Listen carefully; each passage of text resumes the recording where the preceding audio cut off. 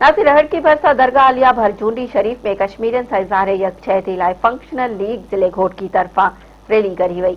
उन हवाले सां ॾिसूं था ज़हीर सोमरो जी ये रिपोर्ट। जी बिल्कुल, असीं इन वक्त मौजूद आहियूं दरगाह आलिया भरचूंडी शरीफ में, जिते फंक्शनल लीग सदर मियाँ अब्दुल मालिक उर्फ मियाँ मदन साईं जी तरफां रैली कढी वई आहे। अचो साईं इन वक्त असां सां गॾु आहे ऐं उन सां ॻाल्हि ॿोल कंदा थी वधीक उन्हनि जो छा चवणु।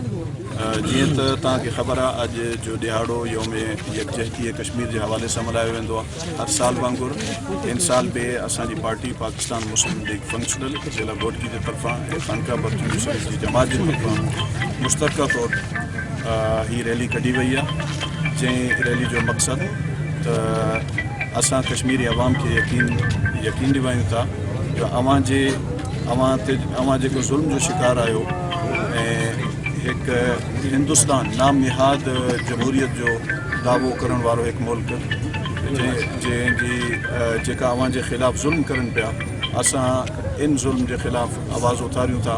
असां अॼु रैली कढी आहे पंहिंजो कश्मीरी भाई जेको योम यकजहती इज़हार जे लाइ, त इंशाअल्लाह असां इहो पंहिंजे भाइरनि खे पैगाम ॾियूं था, कश्मीरी भाइरनि खे, कि असां तव्हां सां बिल्कुलु पाकिस्तान मुस्लिम लीग फंक्शनल जा दोस्त, पाकिस्तान मुस्लिम लीग फंक्शनल जी होर जमायत, दरगाह भरचूंडी शरीफ जी जमायत अॼु जेको रैली जी क़ियादत करनि पिया मियाँ मदन साईं ज़िले घोटकी जा प्रेसिडेंट हुआ, त असां इंशाअल्लाह वहाँ सां गॾु आहियूं।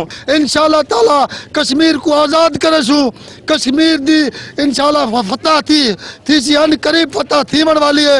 इंशाअल्लाह ताला सारी अवाम पाकिस्तान दी जो है वो कश्मीर नाल गॾु है।